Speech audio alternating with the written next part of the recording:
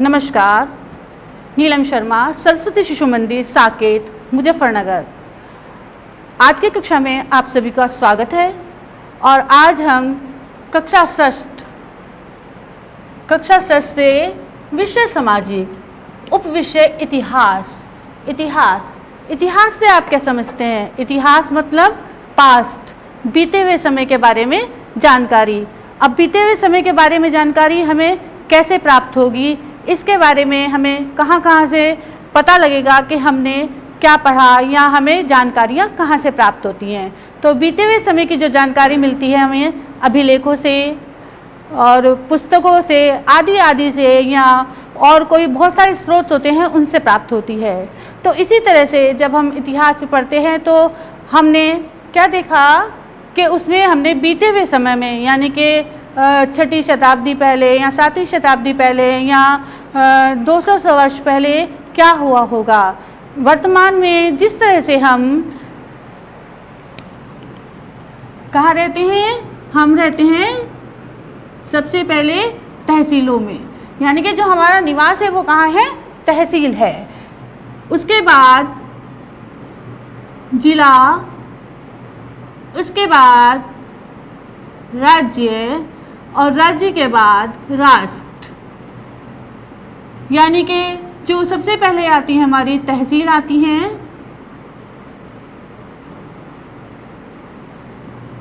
उसके बाद हमारा जिला, उसके बाद हमारा प्रदेश,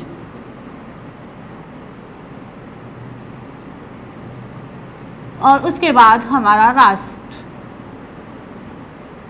आज का अगर हम प्रशासनिक ढांचा देखें तो बिल्कुल ऐसे ही है, यानी कि जिस शहर या इस गांव में रहते हैं हम, वहाँ कोई ना कोई तहसील होगी, तहसील के बाद कोई ना कोई जिला होगा और जिले के बाद प्रदेश आता है और फिर उसका बाद हमारा राष्ट्र आता है। ऐसी स्थिति कई सौ वर्ष पहले भी थी, यानी कि आज हम बात कर रहे हैं उत्तर वैदिक काल की। वैदिक काल यानी कि उत्तर वैदिक काल को भी 2 भागों में बांटा गया है। जो हमारा वैदिक काल है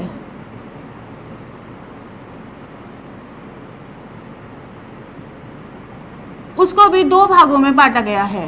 एक भाग है हमारा ऋग्वैदिक काल,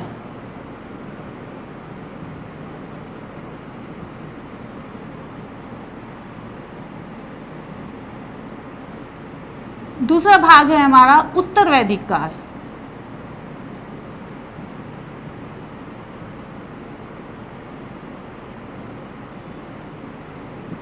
आज हम जिसके बारे में बात करेंगे वो है हमारा उत्तर वैदिक काल। ऋग्वैदिक काल 1500 से 1000 वर्ष ईसा पूर्व, और उत्तर वैदिक काल हमारा 1000 से 600 ईसा पूर्व। इस तरह से हम, तो आज जो हमें बात करनी है उत्तर वैदिक काल में महाजनपद की ओर बात करनी है। हमारा टॉपिक है महाजनपद की ओर। जिस प्रकार से वर्तमान में हमारा प्रशासनिक ढांचा है, सेम उसी तरह से हमारा उत्तर वैदिक काल में भी प्रशासनिक ढांचा था। उत्तर वैदिक काल में सबसे पहले हमारे क्या बने? जन। जो जन का मुखिया होता था वो क्या होता था? उसका राजा होता था। उसके बाद हमारे बने जनपद। जनपद के बाद हमारे महाजनपद बने, और महाजनपद के बाद साम्राज्य का विस्तार हुआ। सबसे पहले जन, फिर महाजनपद, फिर जनपद, उसके बाद महाजनपद,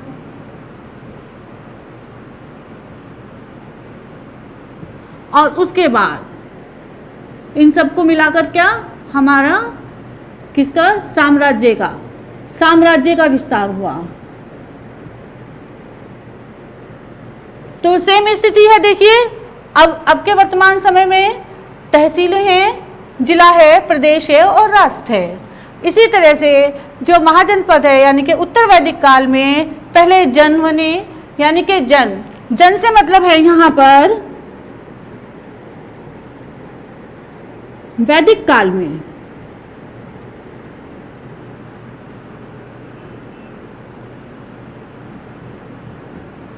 कुल, जनजाति,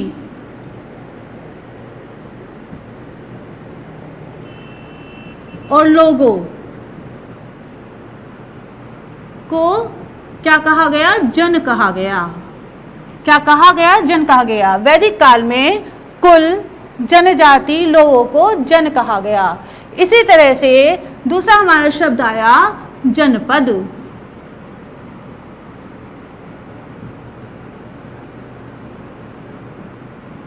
यानी कि जन, जन से मतलब लोग, जो व्यक्ति होते हैं वो जन के बसने की जगह, यानी कि जहां पर लोग एक साथ होकर बसने लगे, रहने लगे, वो हमारे जनपद कहलाए। उसके बाद हमारे महाजनपद बने, महाजनपद।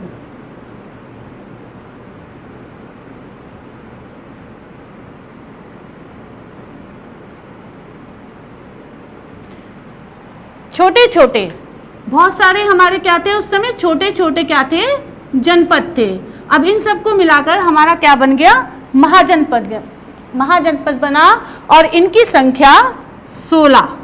इनकी संख्या कितनी है? 16 है। अब आप ये कहेंगे दीदी आपको कैसे पता लगा कि इन महाजनपदों की संख्या 16 है? इसकी जानकारी हमें कहाँ से मिलती है? तो इसकी जानकारी हमें सर्वप्रथम बौद्ध साहित्य,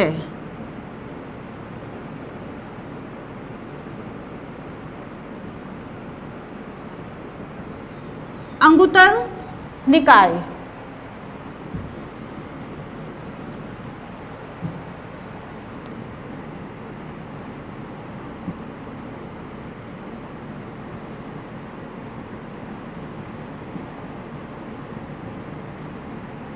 अंगुत्तर निकाय से प्राप्त होती है। ये बौद्ध साहित्य, बौद्ध ग्रंथ है अंगुत्तर निकाय। इससे हमें पता लगता है कि जो महाजनपद हैं 16, उनमें शासन व्यवस्था क्या थी, किस तरह से वो कार्य करते थे, उसमें कौन सा तंत्र था, राजतंत्र था या गणतंत्र था, पूरी जानकारी महाजनपद की हमें अंगुत्तर निकाय से मिलती है। दूसरा है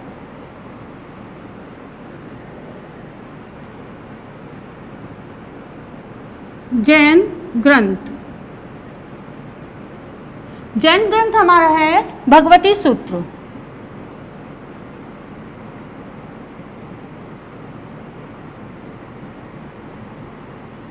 भगवती सूत्र, भगवती सूत्र से भी हमें जानकारी मिलती है कि उत्तर वैदिक काल में कौन से 16 महाजनपद थे। हालांकि इन दोनों में थोड़ा सा अंतर है, लेकिन सामान्यतः दोनों में एक ही बात कही गई है। अब बौद्ध साहित्य अंगुत्तर निकाय में हमें पता पड़ता है कि जो 16 महाजनपद हैं, वो 16 महाजनपद हैं, उनको भी 2 तरह के भागों में विभाजित किया गया है, जिसमें कि पहला एक है राजतंत्र,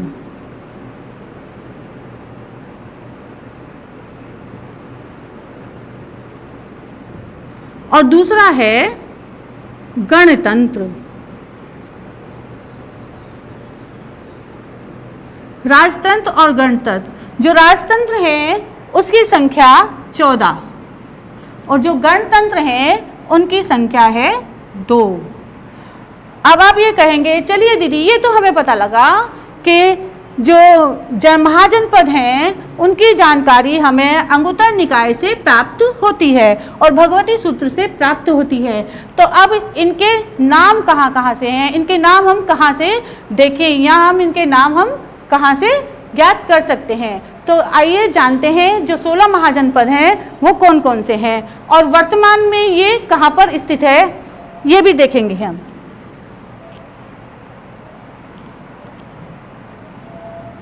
इसमें पहला जनपद है काम्बोज, जिसकी राजधानी हाटक, पाकिस्तान और अफगानिस्तान की कुछ सीमा पर लगी हुई है। दूसरा है हमारा गांधार, ये है तक्षशिला।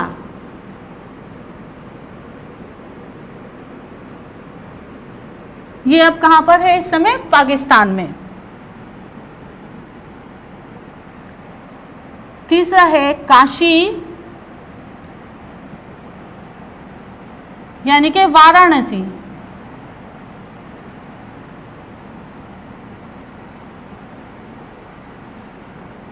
या बनारस।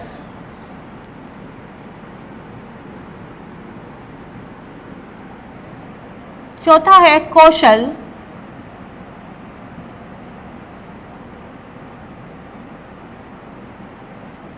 श्रावस्ती।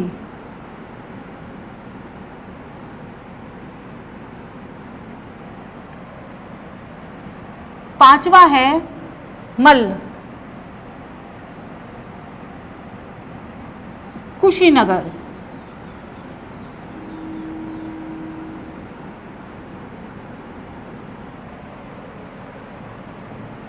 छठे पे आ जाइए, वत्स, कौशाम्बी।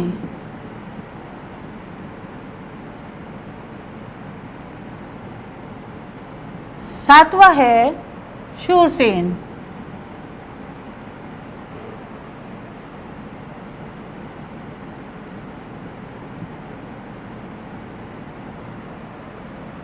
मथुरा।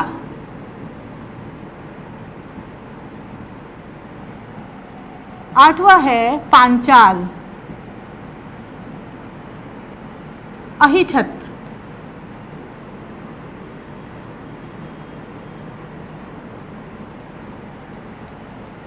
नौवां है मगध, राजगीर।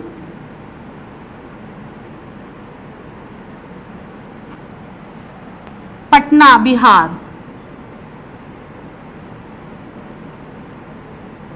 बिहार। 10वां है वज्जी, वैशाली।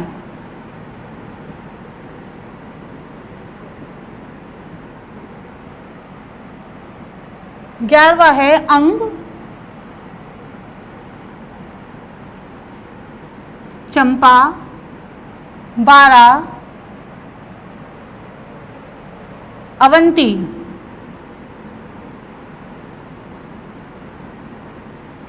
महिष्मती।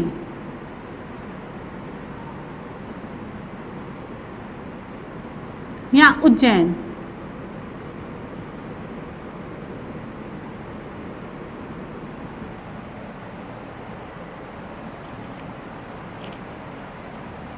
अब है तेहरा। 13 नंबर पे आएगा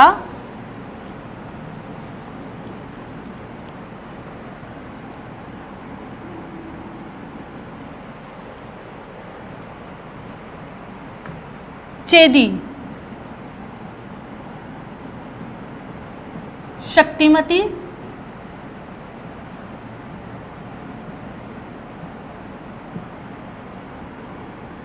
मत्स्य,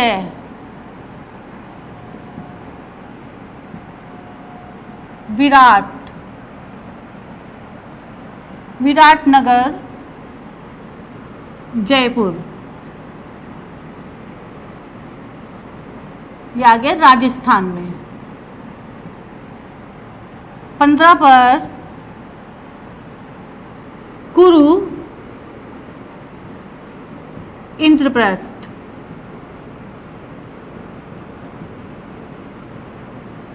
दिल्ली, हरियाणा और मेरठ का कुछ हिस्सा जो है कुरु प्रदेश में आता है। उसके बाद है 16 अश्मक,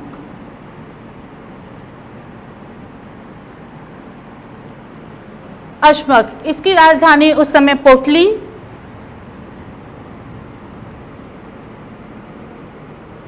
और ये गोदावरी क्षेत्र में आता है।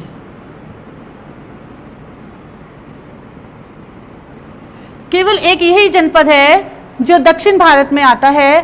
बाकी सब जितने भी हमारे 16 के 16 जनपद 15 जनपद हैं उनका विस्तार हमारा मध्य भारत यानी कि उत्तर, मध्य और पश्चिम में आता है।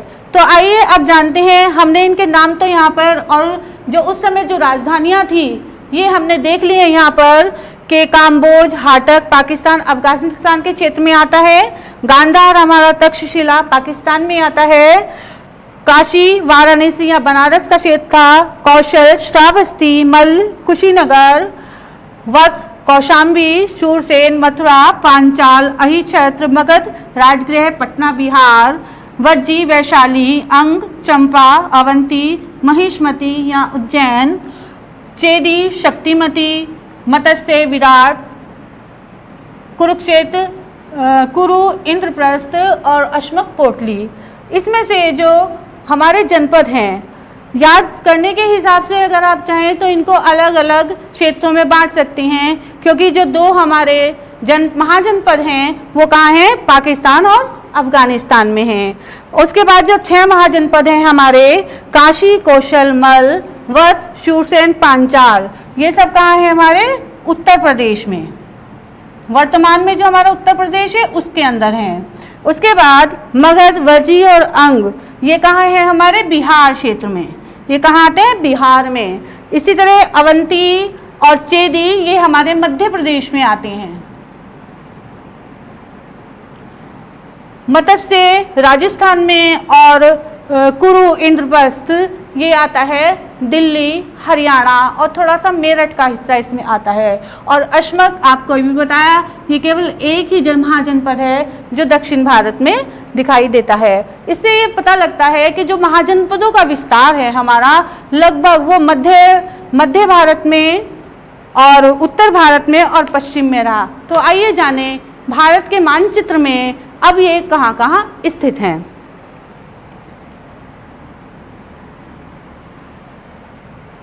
अगर हम महाजनपदों की बात करें, सबसे पहले अगर हम महाजनपदों की बात करें तो सबसे पहले हम ऊपर जाएंगे यहाँ पाकिस्तान और अफगानिस्तान वाले क्षेत्र में। तो यहाँ पर सबसे पहले ऊपर जो है काम्बोज, जहाँ मेरा पॉइंटर है, क्योंकि यहाँ पर ये पाकिस्तान है और इसके बाद अफगानिस्तान की यहाँ पे सीमा लगती है। तो इस वाले क्षेत्र में ये क्या है, यहाँ पर काम्बोज हाटक, वर्तमान में काम्बोज अफगानिस्तान पाकिस्तान के क्षेत्र में है।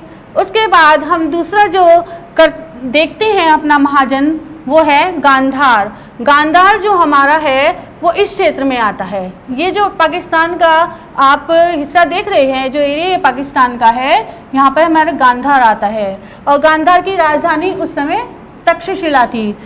कहा जाता है कि जो तक्षशिला है वो राजा तक्ष ने बसाई थी इस नगरी को, जो भरत के पुत्र थे, भगवान राम के भाई जो भरत हैं उनके पुत्र राजा तक्ष हैं, उन्होंने तक्षशिला का नगर का निर्माण किया था।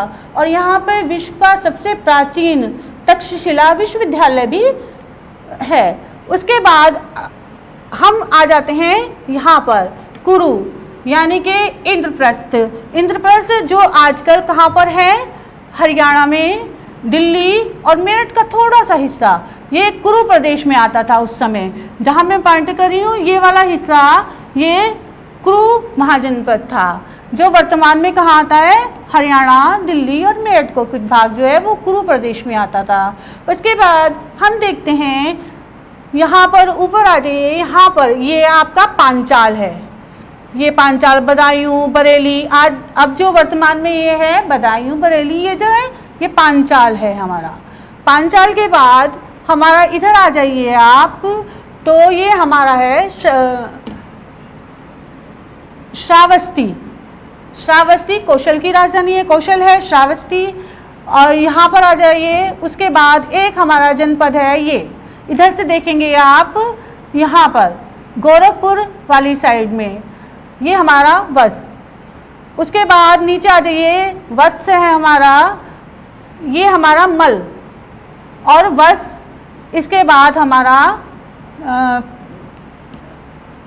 इलाहाबाद के क्षेत्र में हमारा क्या आता है, मल आ जाता है। और उसके बाद आपका यहाँ आ जाता है शूरसेन। तो काशी कौशल काशी यानी कि ये वाला क्षेत्र, कौशल श्रावस्ती, मल ये वाला क्षेत्र आ गया, और इधर सूरसेन ये मथुरा वाले क्षेत्र में आ गया। तो 6 हमारे कहाँ हो गए जनपद? उत्तर प्रदेश में। कौन कौन से 6 जनपद हो गए उत्तर प्रदेश में? काशी यानी कि वाराणसी में यहाँ क्षेत्र आता है इधर। उसके बाद कौशल आएगा श्रावस्ती ऊपर, यहाँ पर मल कुशीनगर, कुशीनगर आता है इस क्षेत्र में। आपका वत्स कौशाम्बी, शूरसेन मथुरा और पांचाल जिसकी राजधानी अहिछत्र थी, अब ये बरेली वाले जो क्षेत्र है हमारा वहाँ आता है। उसके बाद हमारे जो 3 और जनपद हैं वो बिहार में हैं। बिहार में इधर आ जाइए, यहाँ पर बिहार, बिहार में आपका मगध ये वाला क्षेत्र जो होता है वो महाजनपद मगध में आ जाता है। उसके बाद हमारा जो आता है महाजनपद के बाद वज्जी आएगा। वज्जी में कहाँ है? वैशाली, वैशाली में ये वाला क्षेत्र जो है ये यहाँ ऊपर पहाड़ियों तक लगा हुआ क्षेत्र था, नेपाल की सीमा से लगा हुआ, ये पूरा क्षेत्र हमारा वज्जी जो है बिहार में आता है। और उसके बाद है हमारा अंग, चंपा, यहाँ पर देख पा रहे होंगे यहाँ चंपा जो ये नदी है ये बह रही है, तो इसकी जो राजधानी थी उस समय वो भी चंपा थी, और ये चंपा क्षेत्र महाजनपद में आता है। उसके बाद अगर हम नीचे आ जाएं, मैंने आपसे बताया था कि एक महाजनपद अश्मक, पोटली, गोदावरी, ये हमारा गोदावरी और नर्मदा के बीच का क्षेत्र है, यहाँ पर ये जनपद स्थित था। उसके बाद राजस्थान में हम आए तो राजस्थान में केवल एक ही महाजनपद है और वो महाजनपद है मत्स्य। उस समय जो उसकी राजधानी है ये देखिए विराट, जयपुर, ये जयपुर का जो क्षेत्र है, ये जो क्षेत्र है ये उस समय के महाजनपद में आता है। इसके बाद आप पूरे देखिए, पूरे हो गए हैं हमारे। पहला हमारा हो गया है, यहाँ से देखेंगे काम्बोज, हाटक, गांधार, तक्षशिला, काशी, वाराणसी, कौशल, श्रावस्ती, मल, कुशीनगर, वत्स, शूरसेन, पांचाल, मगध, वज्जी, अंग, अवंती, चेदी, मत्स्य, कुरु और अश्मक। इस तरह हमारे 16 जनपदों की जानकारी आपको मिलती है। जो ये 16 महाजनपद हैं इसमें हमने ये भी देखा कि इनमें 14 में राजतंत्र है और 2 में हमारा क्या है, गणतंत्र है। राजतंत्र, अब हम बच्चे समझेंगे कि राजतंत्र किसे कहते हैं। इसमें हमें समझना है कि राजतंत्र किसे कहा जाता है। जहाँ पर राज्य का अध्यक्ष राजा होता है। राज्य का अध्यक्ष कौन होता है? राजा, यानी कि राजा में ही सारी शक्तियाँ निहित होती हैं। राजा से ऊपर कुछ भी नहीं होता, अलग कुछ भी नहीं होता, राजा सर्वोपरि होता है, वहाँ राजतंत्र होता है। और राजा के इच्छा के अनुसार ही सभी को काम करना पड़ता है। उसके नीचे जो कर्मचारी होते हैं, अधिकारी होते हैं, उन सबको राजा के नीचे ही काम करना पड़ता है। राजतंत्र में है कि राज्य का अध्यक्ष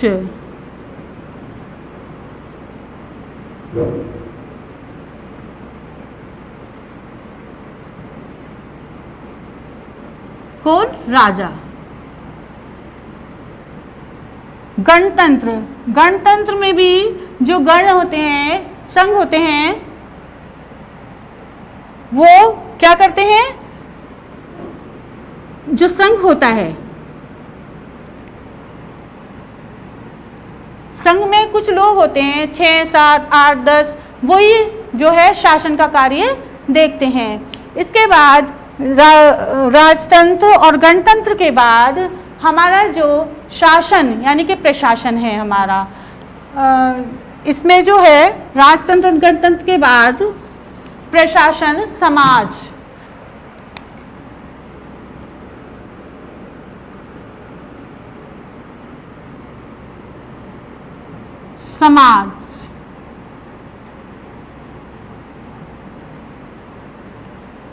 और जीवन,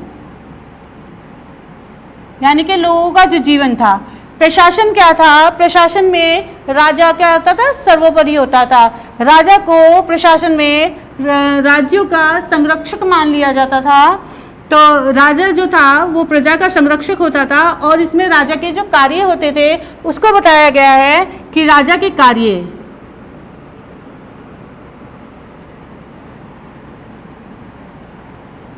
पहला है दुश्मन से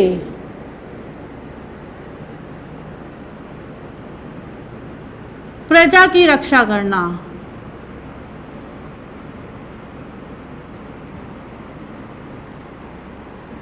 दूसरा है कल्याण का कार्य करना,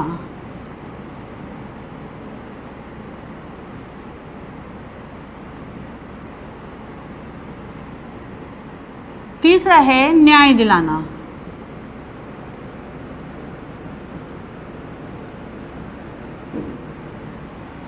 अब जब प्रजा की रक्षा करनी है राजा को, तो उसको क्या करना पड़ेगा? उसको सेना रखनी पड़ेगी। जब वो सेना रखेगा, सेना के रख रखाव में खर्च होगा, धन खर्च होगा। दूसरा, उसको घोड़े रखने पड़ेंगे, शस्त्र रखने पड़ेंगे, ठीक है ना। और इन सबको रखने के लिए उसको क्या चाहिए? धन। अब धन के लिए उसे क्या करना है? उसको रेवेन्यू कलेक्ट करना है। तो धन के लिए वो क्या करेगा? तो वो क्या करेगा? प्रजा पर कर लगाएगा। क्या लगाएगा? वो कर, यानी कि प्रजा पर वो कर लगाएगा, टैक्स लगाएगा, कि उसको प्रजा को टैक्स देना होगा, जिससे राज्य की आमदनी बढ़े और वो इन सब खर्चों को कर सके। तो इस तरह से आजकल भी हम टैक्स देते हैं। तो आपके लिए एक टास्क समझ लीजिए इसको, घर पे आपके दादा होंगे, पापा होंगे, चाचा ताऊ, उन सब से पूछना कि वो भी क्या कर देते हैं। अगर वो कर देते हैं तो किस तरह से देते हैं, तो उनसे जानकारी लेके अपनी नोटबुक में नोट करनी है आपको। और उस समय के कर जो होता था वो व्यवसाय पर होता था और कृषि पर होता था, और उनसे पूछना कि आजकल हम टैक्स किस प्रकार से देते हैं। तो इस तरह से जो कर की व्यवस्था थी, अब जब कर लगने लगा तो लोग क्या करने लगे? एक जगह आकर बसने लगे। और जब वो एक जगह आकर बसने लगे, उनका व्यवसाय का विकास हुआ, उन्होंने शिल्प कला अपनाना शुरू कर दिया। और इस तरह से आहिस्ता आहिस्ता लोग राजधानी के आसपास बसने लगे, और जो उनके गांव थे वो नगरों में परिवर्तित होने लगे। ये दूसरी नगरीय सभ्यता आप देखें तो, क्योंकि पहली जो है सिंधु घाटी की सभ्यता थी वो नगरीय सभ्यता थी। उसके बाद जो हमारा उत्तर वैदिक काल आया वो ग्रामीण सभ्यता से आया, और जो तीसरे दोबारा से हमारी नगरीय सभ्यता उत्तर वैदिक काल में देखने को मिलती है। इस तरह से आप कर सकते हैं। और उसके बाद जो है आगे जो पढ़ाया गया है इसमें कुछ राजवंशों के साम्राज्य का विस्तार जो बताया था।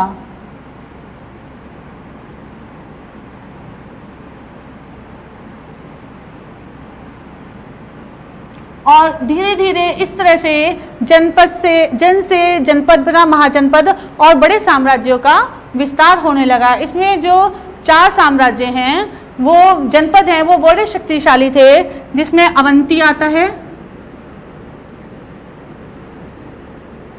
मगध, कौशल और वत।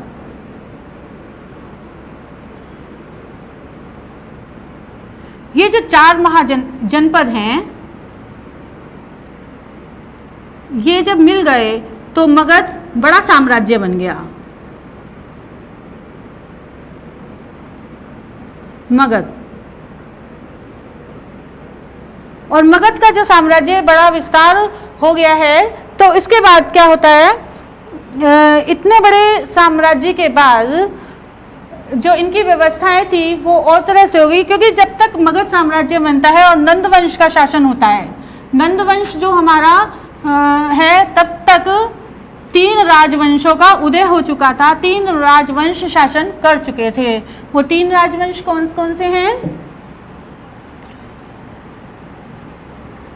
3 राजवंश। पहला है हर्यक वंश,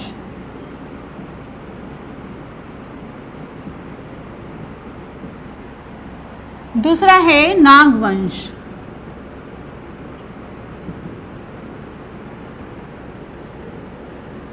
तीसरा है नंद वंश।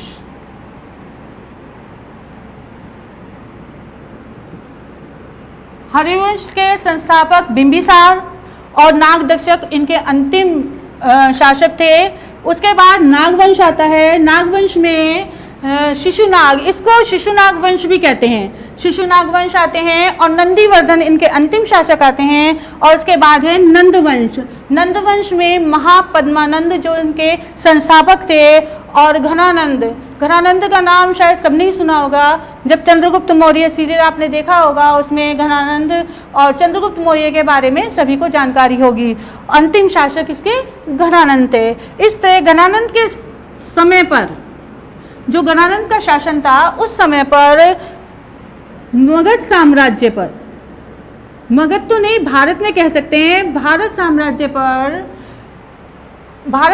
पर क्या हुआ था, सिकंदर का आक्रमण हुआ। और सिकंदर जो है एशिया माइनर से आया था, यूरोप से एशिया, यूनान देश का था वो, यूनान देश से वो भारत आया। और उस समय, जिस समय तक्षशिला, आप ये देखेंगे यहाँ पर तक्षशिला है, यहाँ तक्षशिला पर उस समय आंधी राज करते थे। उन्होंने उनको भारत पर आक्रमण करने का जो है निमंत्रण दिया, लेकिन उसके बाद यहाँ पर आप ये देखें, सिंधु नदी और झेलम के पास राजा पुरु थे, उन्होंने इसका विरोध किया और उनका युद्ध सिकंदर से होता है। हालांकि पुरु इसमें हार जाते हैं, लेकिन उसके बाद भी दोनों में आपस में बाद में मित्रता हो जाती है। और सिकंदर जो है सिंधु नदी से वापस अपने देश यूनान के लिए चला जाता है। और इस तरह से जो यूनानी क्षेत्र है हमारा, जो हमारा ये वाला क्षेत्र है, यहाँ से वो वापस लौट जाता है। और इस तरह से जो यूनान के प्रभाव थे वो भारत पर देखने को मिलते हैं। उसकी संस्कृति, उसकी कला, उसके बहुत सारी चीज़ें हैं जो देखने को मिलती है। अब इतना हमने देख लिया इसके बारे में। बस आपको केवल 2-3 बातें और हैं जो मैं आपको देना चाहूँगी घर पे आप होमवर्क के लिए। बहुत आसान है। पहली बात तो ये, आप 2-3 बार इस वीडियो को देखकर और मैप लेकर इनको भरने की कोशिश कीजिए। जितने भी हमारे महाजनपद हैं, देख कर इनको भरने की कोशिश कीजिए। 2-3 बार में भरेंगे तो आपको बहुत अच्छे से याद हो जाएंगे। दूसरी बात ये है, आपको बताया था अभी कि टैक्स के बारे में अपने घर पर अपने दादाजी से, पापा से, चाचा, ताऊ जो भी हैं उनसे पूछिए कि क्या आप टैक्स पे करते हैं। और तीसरी बात बच्चों, कि जितने भी आपको पढ़ाया इसमें आप खुद से अपने और अपने दोस्तों के साथ मिलकर MCQ बनाइए, क्वेश्चन बनाइए और एक दूसरे को दीजिए। आप एक दूसरे से प्रतियोगिता करिए और देखें किसके ज़्यादा मार्क्स आते हैं या कौन ज़्यादा अच्छी तरह इसको समझ पाया है। और इसी के साथ ही ये आज का चैप्टर आपका समाप्त होता है। और खुश रहिए, हंसते रहिए और पढ़ते रहिए।